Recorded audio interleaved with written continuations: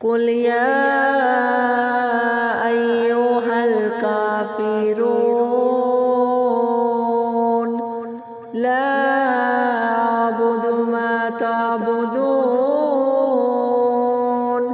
ولا أنتم عابدون ما أعبد ولا أنا عابد ما عبدتم ولا أنتم عابدون ما أعبد لكم دينكم ولي دين.